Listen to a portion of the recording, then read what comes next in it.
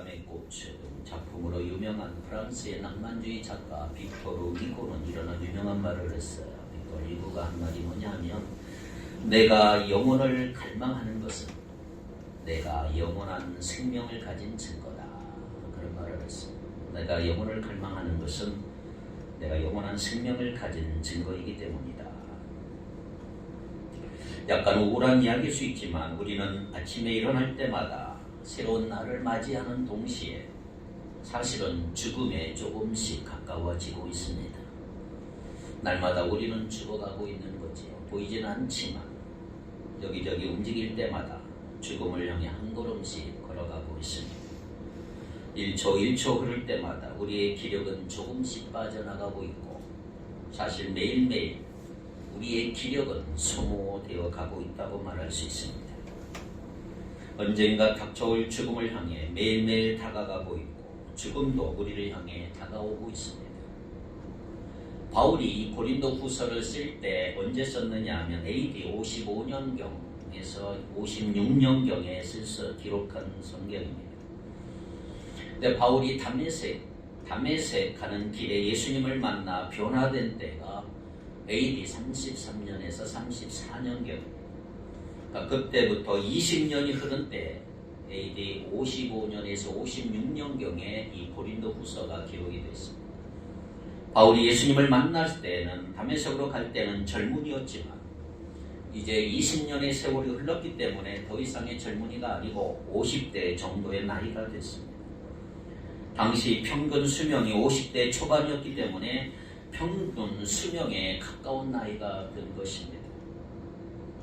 올해 12월 중순이 지나가고 있고 세월이 정말 빨리 흘러가고 얼마나 몸이 빨리 쇠어야 가는지 실감나지 않습니다.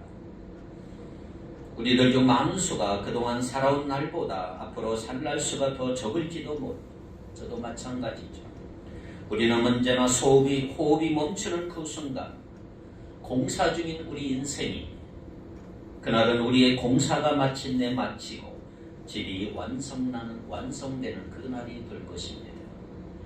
그래서 첫째로 우리 인생은 건축물이고 하나님은 탁월한 건축가이시라는 사실을 기억할 필요가 있습니다. 참으로 감사한 것은 하나님께서는 탁월한 건축가시다. 건축가세요. 하나님. 성경은 우리 인생을 건축물에 비유하고 있어요. 우리 인생의 여정은 건축의 여정인 것입니다. 유다서 1장 20절을 같이 읽겠습니다. 유다서 1장 20절. 사랑하는 자들아, 너희는 너희의 지극히 거룩한 믿음 위에 자신을 세우며 성령으로 기도하며. 아멘. 자, 여기 세우며, 옛날 성경에는 자신을 건축하며 그랬어요. 건축하며. 여기 세우면 말은 기초를 세워 건축하며 집을 짓다, 이런 말이죠. 지극히 거룩한 믿음 위에 자신을 건축하라. 우리는 다 집을 짓는 자들이지만 이 일은 우리 각자의 실력으로만 되는 게 아니에요. 궁극적으로 이 건축을 설계하셨고 성취하시고 완성하실 건축의 마스터는 누구냐? 우리 하나님이십니다. 그래서 건축의 기억자도 모르는 저 같은 사람도 인생을 살아갈 때 안심할 수가 있는 것입니다.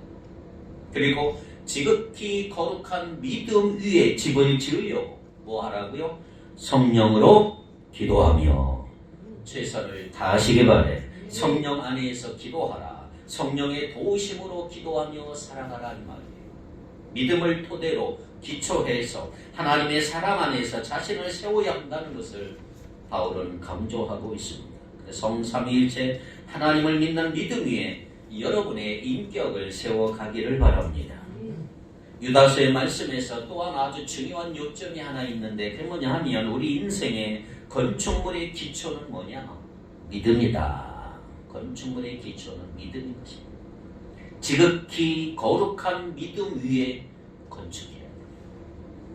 어떤 선한 행위나 업적이나 어떤 성취도 인생의 건축물의 기초가 될 수는 없는 거예요. 거룩한 믿음 위에 여러분의 인격을 세워가기를 바랍니다. 그래서 인생의 건축물의 기초로 말씀하신 것이 하나 더 있지요. 마태복음 7장 24절로 27절을 같이 읽겠습니다. 24절부터 27절 시작. 그러므로 누구든지 나의 이 말을 듣고 행하는 자는 그 집을 반석 위에 지은 지혜로운 사람 같으리니 비가 내리고 창수가 나고 바람이 불어 그 집에 부딪히되 무너지지 아니하나니 이는 주초를 반석 위에 놓은 까닭이요 나의 이 말을 듣고 행하지 아니하는 자는 그 집을 모래 위에 지은 어리석은 사람 같으리니 비가 내리고 창수가 나고 바람이 불어 그 집에 부딪힘에 무너져 그 무너짐이 심하니라. 아멘. 자, 두 가지 말씀하고 있어요. 듣고 행하는 자, 하나님의 말씀을 듣고 행하는 자는, 그리고 듣고 행하지 않는 자는 두 가지 종류가 나와요. 자, 여기서 행위를 말하고 있어요. 듣고 행하는 자. 그러면 주님의 말씀은 방금 전에 유다서의 말씀과 반대되는 말씀일까요? 아니죠. 잘 보세요. 여기 행위는 말씀을 듣고 순종하는 여부를 의미하고 있는 거죠. 많은 사람들이 말씀을 들어요. 오늘도 여러분은 지금 듣고 계세요. 그러나 들어서 깨달은 말씀을 순종하느냐의 여부로 우리는 둘로 갈리게 될 거예요. 하나는 듣고 행하는 자가 될 것이다. 하나는 듣고 행하지 않는 자가 될 것이다.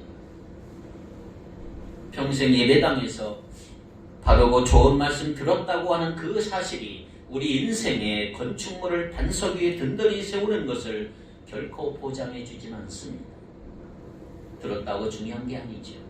자, 들은 말씀을 뭐 해야 돼요? 순종하는 것이다. 그래야 반석 위에 건축물을 세우는 것인 줄 믿습니다. 들은 말씀을 순종하는 거죠. 어떻게 순종할까요? 하나님께서 인정해 주시는 순종은 믿음이 만들어내는 순종밖에 없어요. 과거 바리새인과 서기관들, 수많은 유대인들의 순종을 하나님이 인정하지 않았던 이유가 뭐냐 하면 그들의 순종은 율법주의적인 순종이에요. 그냥 겉포장만 외형적으로만 순종하고, 율법주의 순종은 뭐냐 하면 자기가 잘하면 잘할수록 자기 의라고 하는 악한 열매를 만들어내요. 가만히 두어도 무너질 수밖에 없는 부실 건축물만을 세울 뿐입니다. 그래서 주님은 마태복음 7장 22절에 이렇게 말씀합니다. 마태복음 7장 22절에 그날에 많은 사람이 나더러 이르되 주여 주여 우리가 주의 이름으로 선지자 노릇하며 주의 이름으로 귀신을 쫓아내며 주의 이름으로 많은 권능을 행하지 아니하였나이까 라고 할 때에 주님은 그들을 향하여 7장 23절에 그 다음 째 뭐라고 그랬어요? 그때에 내가 그들에게 밝히 말하되 내가 너희를 도무지 알지 못하니 불법을 행하는 자들아 내게서 떠나가라. 불법을 행하는 자들이라. 율법적인 순종하는 자들, 불법을 행하는 자들아. 그러나 믿음이 만들어내는 열매는 뭐냐 하면 비가 내리고 창수가 나고 바람이 불어도 흔들리지 않는 견고한 건축물이다. 그런 의미에서 주님의 말씀에 의하면 오늘도 우리는 공사 중인 사람들이에요. 이 공사는 우리가 사는 동안 하루도 쉬지 않고 진행되고 있습니다. 주일은 쉬냐고요? 그렇지 않아요. 이 공사는 주일에 더 많이 진행이 돼요. 언제부터 몇 살부터 시작이 됐을까요? 뱃속에서부터. 창세 전부터 공사는 시작이 돼요. 하나님 편에서 보면 이 공사는 창세 전에 하나님의 선택으로부터 시작이 되는 거예요. 에베소서 1장 4절 5절 봅니다. 시작. 곧 창세 전에 그리스도 안에서 우리를 택하사 우리로 사랑 안에서 그 앞에 거룩하고 흠이 없게 하시려고 그 기쁘신 뜻대로 우리를 예정하사 예수 그리스도로 말미암아 자기의 아들들이 되게 하셨으니. 아멘. 창세 전에 우리를 선택했어요. 그렇다면 오늘 여러분의 가정에서 태어나고 자라고 있는 여러분의 자녀들을 한번 생각해 보세요. 건축의 마스터이신 하나님께서 부모들을 어린 자녀들의 건축을 위한 조수로 부르셨는데, 그렇다면 자녀를 둔 부모 여러분들은 자녀들의 영적인 건축을 위하여 부름받은 조수의 역할을 제대로 감당하고 있을까요? 아니면 그 중요한 기초공사가 이루어져야 하는 그 시기에 사랑하는 자녀들의 공사를 망치는 주범이 되고 있지는 않나요? 두 번째로 피할 수 없는 낡아짐과 죽음을 바라볼 수가 있습니다. 자, 이 배경을 가지고 오늘 본문을 한번 살펴보겠습니다. 4장 7절입니다. 자, 오늘 4장 7절 시작. 우리가 이 보배를 질그릇에 가졌으니 이는 심히 큰 능력은 하나님께 있고 우리에게 있지 아니함을 알게 하려 함이라. 16절부터 5장 1절까지. 자, 한번 크게 한번 읽겠습니다. 시작. 그러므로 우리가 낙심하지 아니하노니 우리의 겉사람은 낡아지나 우리의 속사람은 날로 새로워지도다. 우리가 잠시 받는 환난에 경한 것이 지극히 크고 영원한 영광에 중한 것을 우리에게 이루게 함이니 우리가 주목하는 것은 보이는 것이 아니요 보이지 않는 것이니 보이는 것은 잠깐이요 보이지 않는 것은 영원함이라. 만일 땅에 있는 우리의 장막집이 무너지면 하나님께서 지으신 집 곧 손으로 지은 것이 아니요 하늘에 있는 영원한 집이 우리에게 있는 줄 아느니라. 자, 오늘 본문도 이 건축이라고 하는 주제로 우리 성도의 삶을 묘사하는 점에서 앞에 설명드린 설명과 다르지 않습니다. 자, 그런데 오늘 본문은 많은 다양한 대조가 이루어졌어요. 서로 대조되어 있는 말들을 한번 볼까요? 4장 16절에 겉사람과 속사람이 있어요. 17절에 보니까 환난의 경함과 영광의 중함이 있어요. 18절에 보니까 보이는 것과 보이지 않는 것이 있어요. 18절 잠깐과 영원이 있어요. 5장 1절 보니까 땅에 있는 장막집과 하늘에 있는 영원한 집이 있어요. 5장 3절 4절에 보니까 덧입음과 벗음이 있어요. 입음과 벗음. 5장 4절에 보면 죽음과 생명이 있고요. 5장 6절 8절에 보니까 주와 따로 있음과 주와 함께 있는 것. 그리고 5장 7절 믿음과 보는 것이에요. 이 많은 대조들은 같은 맥락에서 있는 대조들이에요. 자, 그러면 4장 16절 말씀을 한번 주목해 보십시다. 겉사람과 속사람의 대조를 한번 볼까요? 그러므로 우리가 낙심하지 아니하노니 우리의 겉사람은 어떻게 돼요? 낡아지나 우리의 속사람은 날로 새로워지도다. 아멘. 자, 여기 겉사람은 뭘 말해요? 우리의 육신을 말하고 있어요. 우리의 육신, 육체를 의미해요. 우리의 육신은 피할 수 없이 낡아지고 노쇠해지고 결국은 죽음에 이르게 된다. 세월이 가면서 겉사람의 특징은 점점점 늙어져 가는 거예요. 중요한 것은 우리 인생의 건축은 이런 낡아지는 겉사람을 보수하는 공사가 아니라는 거죠. 보수공사가 아닙니다. 바울사도가 말했듯이 속사람이 날로 새로워지는 공사가 오늘 우리 인생에서 심혈을 기울여야 하는 공사인 줄 믿습니다. 속사람이 날로 새로워지는 것이에요.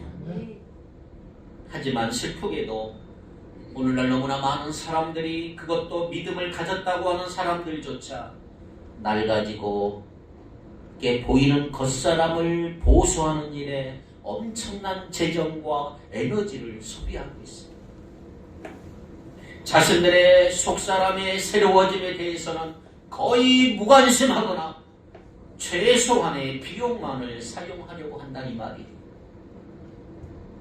그들에게 중요한 것은 겉사람, 외모예요. 보이는 거예요. 속사람이 아니에요.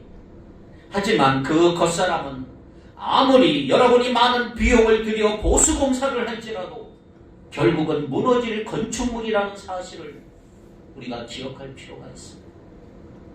이 말은 우리가 육신의 건강을 위해 어떤 노력도 하지 말아야 한다는 말이 아니에요. 오해하면 안 됩니다. 우리는 지혜로워져야 합니다. 이것을 버리고 저것을 취하라는 말이 아니고 겉사람에게는 겉사람만큼의 수고를 주고 속사람을 위한 수고도 그것에 걸맞게 하시라 이 말이에요.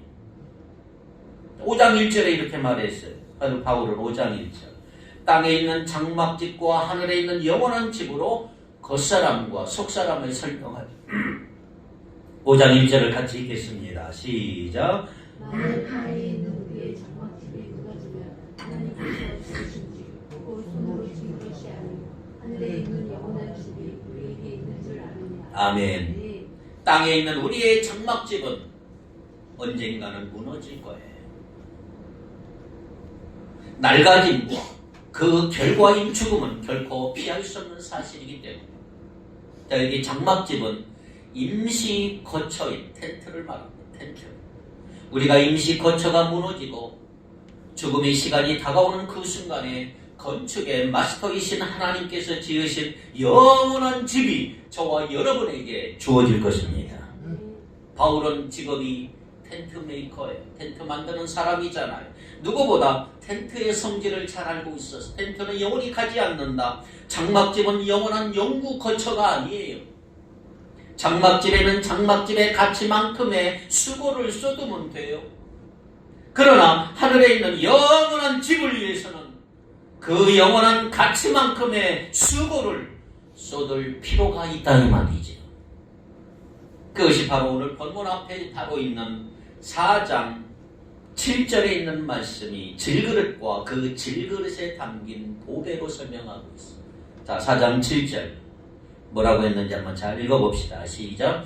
우리가 이 보배를 질그릇에 가졌으니 이는 심히 큰 능력은 하나님께 있고 우리에게 있지 아니함을 알게 하려 함이라. 자, 질그릇, 흙으로 만든 질그릇, 별 가치 없는 그릇이죠. 쉽게 깨지는 약한 존재다 이 말이에요. 그런데 거기에 뭘 넣었어요? 영광스러운 보배를 담고 있는 거예요. 보배는 누구지요? 영광의 복음이고 예수 그리스도예요.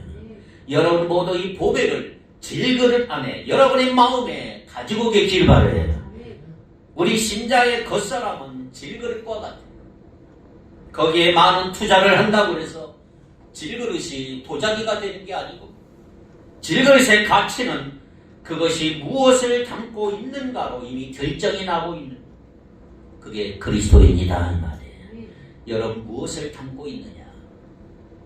질그릇은 낡아지고 깨져도 그것이 담고 있는 영광의 복음과 그리스도를 낡아지게 하는 게 아니고 도리어 그 안에 담긴 영광의 보배를 더 찬란하게 드러나게 하는 줄 믿습니다. 그러므로 우리가 신경 써야 될 대상은 뭔가요? 질그릇 자체가 아니고 그 안에 영광이다. 보배로우신 예수님께 신경 쓰시고 보배로운 예수 그리스도를 바라보셔야 한다는 말이에요. 질그릇은 볼 게 없어요. 낡아지고 늙어져가고 썩어져가요. 그러므로 사랑하는 성도 여러분 간절히 부탁해요. 질그릇을 영화롭게 하느라 여러분의 인생을 낭비하지 마십시오. 질그릇에 덧칠을 하고 기름을 바르느라 시간을 낭비하지 마십시오. 질그릇은 시간이 닿으면 부서지고 버려질 것들이에요. 땅에 묻혀지고 버려질 것들. 사람은 흙으로 만들었기에 흙으로 돌아갈 뿐이에요. 질그릇의 영광은 겉에 있지 아니하고 속에 무엇이 그걸 담고 있느냐, 이게 중요한 것입니다. 하나님의 영광 앞에 여러분 자신을 드리시기 바랍니다. 영혼을 위해 사시기 바랍니다. 현재의 고난을 이겨내시기를 바랍니다. 고난을 통해서 하나님의 영광이 흘러나오게 하는 것이 고난을 이기는 방법이에요. 하나님께서 질그릇일 뿐인 저와 여러분의 삶을 그런 말할 수 없는 영광스러운 은혜로 오늘도 채워주시고 인도하여 주시기를 간절히 원합니다. 그리고 여러분 안에 계신 보배로운 그리스도로 인하여 날마다 기뻐하시기를 바랍니다. 그래서 바울 사도는 겉사람은 늙어져가고 낡아져 갔지만 속사람은 날로 새로움을 경험하는 것이 그리스도인이다. 그렇게 고백하고 있는 거죠. 그래서 우리 그리스도인들은 겉사람이 낡아짐으로 결코 낙심하지 않아요. 속사람이 날로 새로워지고 더 젊어지고 더 생동감을 가지고 있기 때문인 것입니다. 날마다 고난과 환난을 피할 수 없는 이 세상에 우리 겉사람은 낡아짐을 날마다 경험하잖아. 이 경험조차, 아니 이 경험 때문에 4장 17절에 있는 것처럼 지극히 크고 영원한 영광에 중한 것을 우리에게 이루게 함이라. 여러분 이 말을 이해하십니까? 환난의 경험이 아니었다면 아마 우리는 겉사람에게 무한한 가치를 부여하고 살았을 거예요. 바울 사도는 조금 더 말해요. 4장 18절 시작. 우리가 주목하는 것은 보이는 것이 아니요 보이지 않는 것이니 보이는 것은 잠깐이요 보이지 않는 것은 영원함이라. 그 환난 덕분에 우리는 보이는 것 겉사람이 아니라 보이지 않는 것 속사람을 주목할 수 있게 되었다 이 말이죠. 환난 덕분에 보이는 것은 잠깐이고 보이지 않는 것은 영원하다는 그 가치를 새롭게 인식하게 됐다 이 말이에요. 그렇습니다. 보이는 것에만 주목하지 마십시오. 보이지 않는 것이 중요합니다. 혼란은 공사 중인 현장에서 결코 피할 수 없는 일이지. 어쩌면 공사 자체가 혼란이기도 해요. 우리 인생 자체는 다 혼란이만. 그리고 언젠가는 겉사람의 죽음이 찾아와요. 하지만 우리가 결코 낙심하지 않아야 될 이유는 뭐냐? 공사가 진척이 되고 결국 겉사람이 낡아지지만 속사람은 새로워지고 그때 하늘에 있는 영원한 집이 완성될 것이기 때문이다. 세 번째, 그렇다고 해서 우리는 우리 인생에서 탄식이 없는 건 아니에요.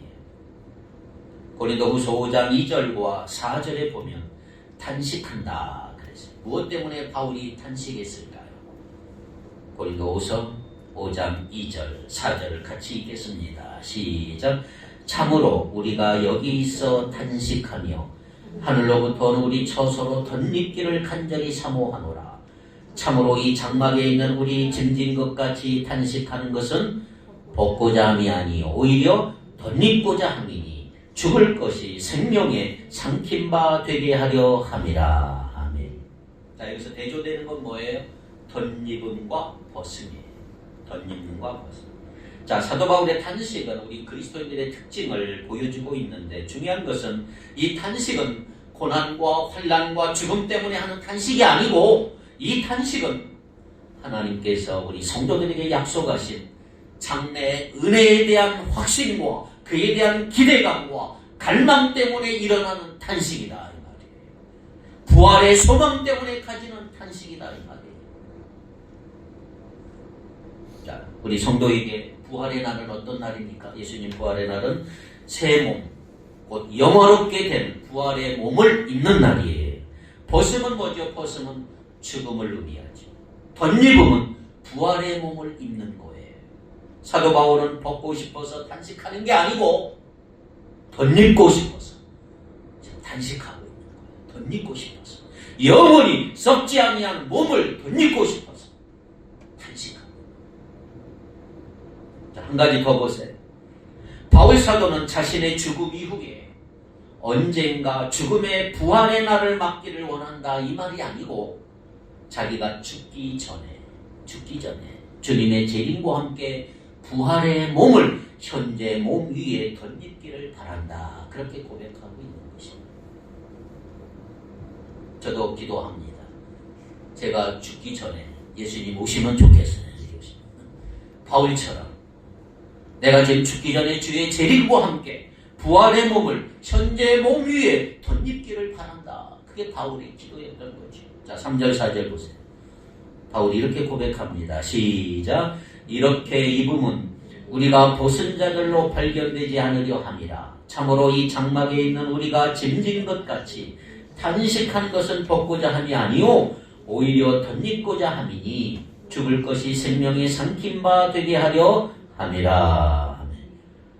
바울이 죽음이 무서워서 몸을 입지 않아서가 아니고 사랑하는 예수님을 원했기 때문에 바울이 염려하는 것은 뭐냐 하면 썩을 육체를 땅에 두고 천국에 갔을 때 아무것도 입지 못해서 벗은 자로 발견되는 것이 염려된 거죠. 그래서 고린도후서 5장 8절에 이렇게 고백하고 있는 것입니다. 우리가 담대하여 원하는 바는 차라리 몸을 떠나 주와 함께 있는 그것이라. 세번역 성경은 이렇게 기록되어 있어요. 우리는 든든합니다. 우리는 차라리 몸을 떠나서 주님과 함께 살기를 바랍니다. 바울은 현재보다 더 나은 상황을 지금 갈망하고 있는 거예요. 그래서 주님 앞에 가면 얼마나 떨릴까? 그것이 네 번째. 자, 주목할 게 하나 더 있어요. 바울이 말하는 두려움과 긴장. 자, 5장 10절입니다. 시작. 이는 우리가 다 반드시 그리스도의 심판대 앞에 나타나게 되어 각각 선악간에 그 몸으로 행한 것을 따라 받으려 함이니. 아멘. 믿는 자나 믿지 않는 자나 막론하고 하나님의 심판대 앞에 서지 않을 인생은 없어요. 다 우리는 죽으면 심판대 앞에 섭니다. 그리스도의 심판대는 결코 피할 수 없어요. 그 심판대 앞에 설 것을 생각하는 사도 바울의 마음은 단순한 두려움이 아니고 긴장감 서린 두려움이라고 할 수가 있죠. 긴장이 됩니다. 내 상급은 혹시 있을까? 한편 강도처럼 아무런 상급도 없이 죽어버리면 상급도 없는데 주님은 내 모습 보고 얼마나 큰 칭찬을 하실까? 긴장감 서린 두려움을 느낄 거란 말이에요. 자, 보세요. 예의 없이 다 우리가 예수님 앞에 설게 될 것인데 함께 서는 게 아니고 뭐라고 그랬어요? 각각 선악간에 그 몸으로 행한 것을 따라 받으려 한다. 각각 우리가 행한 것에 대한 보상을 받게 된다.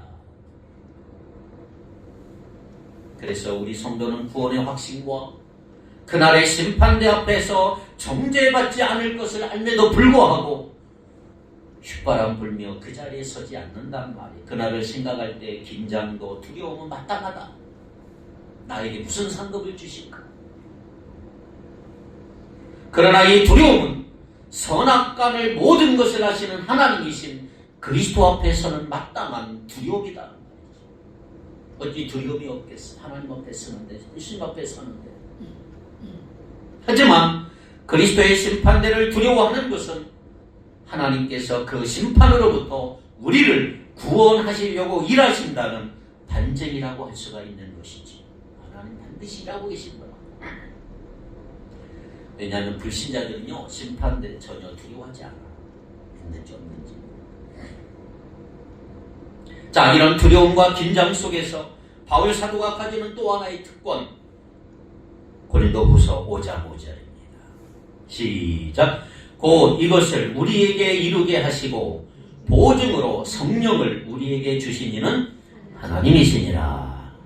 우리 성도에게 주신 성령님은 미래의 영광에 대한 보증인 줄 믿습니다.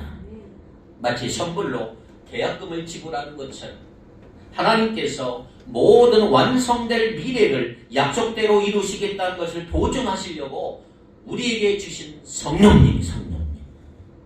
그래서 우리가 거듭날 때 성령님은 그 안에 오셔서 임재하시고 미래를 사모하고 갈망함으로 기다리게 하시고 단식하게 하시고, 이 성령님께서 무서움이 아니라 긴장감 서린 두려움으로 그날을 생각하며 기쁨으로 살아가게 하시는 것입니다.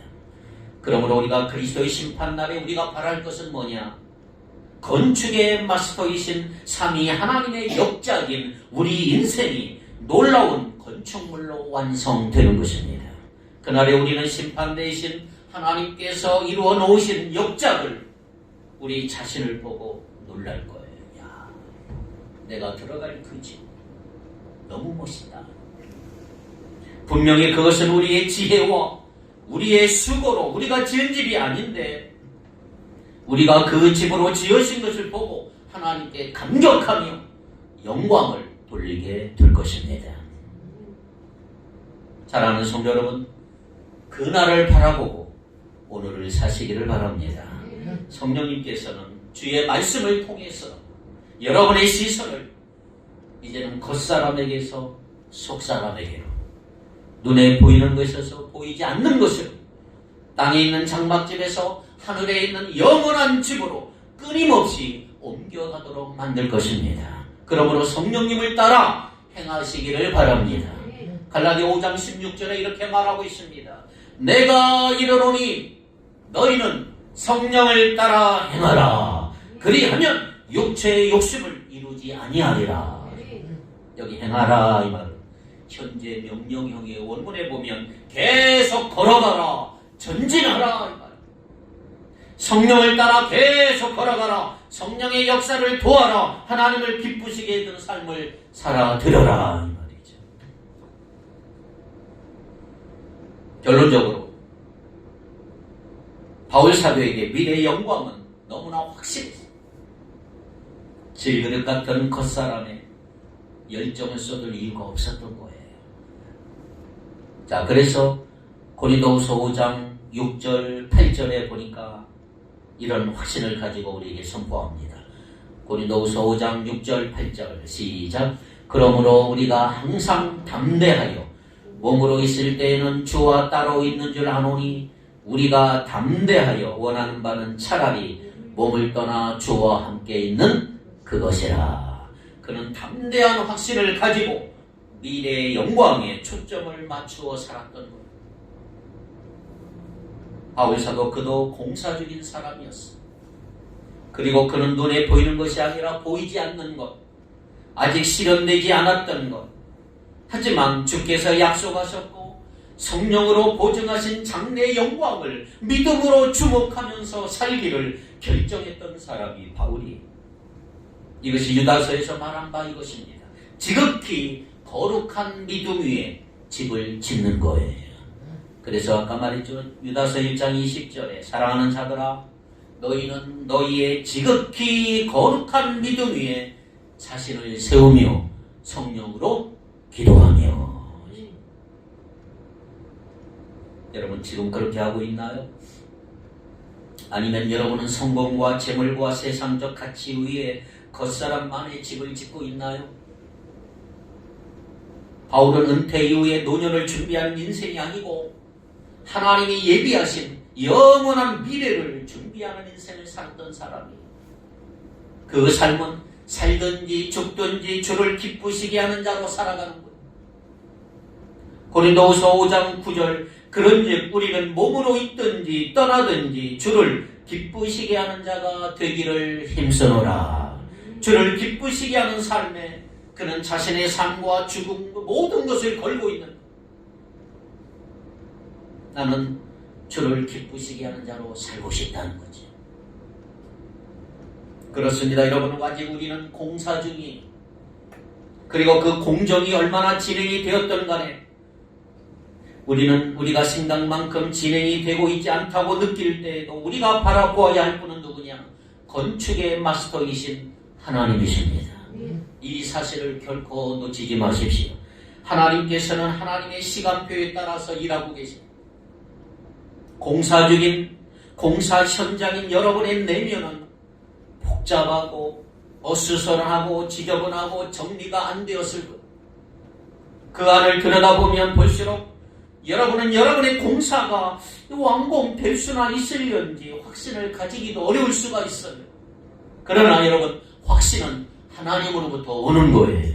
하나님께서 여러분 안에 그 공사를 시작하셨다면 하나님께서는 반드시 그 공사를 마치실 거예요. 그리고 우리는 하나님의 뜻과 계획에 조금씩 익숙해지면서 우리 자신을 그분께 드리는 것입니다. 아직도 우리는 자각하지 못할 만큼 세상 문화의 중심에 빠져 있고 세상 이루 행복에 배가 불러서 영원을 갈망하는 마음으로 살아가지 못할 수가 있습니다. 건축의 마스터이신 하나님의 능력을 알지 못하고 믿지 못해서 하나님의 약속을 바라볼 힘조차 없는 사람들, 언제나 이것이 큰 장애물이죠. 하지만 여러분 머지않아 여러분의 인생의 건축물에 최종 감리의 날이 올 것입니다. 일반적으로 죽음의 날 그 다음으로는 그리스도의 심판대 앞에 서는 날이에요. 아까도 얘기했죠. 고린도후서 5장 10절에 이는 우리가 다 반드시 그리스도의 심판대 앞에 나타나게 되어 각각 선악간에 그 몸으로 행한 것을 따라 받으려 함이라. 그때 우리는 하나님이 지으신 하늘에 있는 영원한 집을 바라보게 될 것입니다. 그리고 그 놀라운 건축물이 우리 자신이라는 사실을 알게 될 거예요. 그 집은 우리의 행위가 아니고 지극히 거룩한 믿음 위에 건축된 집이라고 하는 사실. 믿음은 우리를 위해 일하시는 하나님을 신뢰하는 것이지 하나님 앞에 우리가 얼마나 신실한지를 보여주는 게 아니에요. 하나님이 지으셔서 완성하실 집을 주목하고 기대하시기를 바랍니다. 그 기대감 때문에 탄식이 나올 만큼 그 집을 기대하고 바라보십시오. 이것이 낡아짐과 죽음에 대한 낙심을 삼키게 만들어 보십시오. 이것이야말로 보이는 것이 아니라 보이지 않는 것을 주목하는 삶이고 지극히 거룩한 믿음 위에 집을 짓는 고귀한 일이라고 할 수가 있는 것이죠. 우리가 사는 동안에 이 복된 은혜를 같이 누리기를 바랍니다.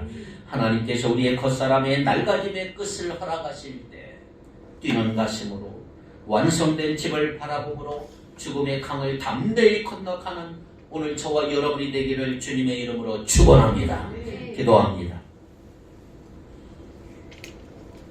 거룩하신 하나님, 우리가 신앙생활하면서 당하게 되는 고난으로 인해 낙심하고 쓰러질 때가 많습니다.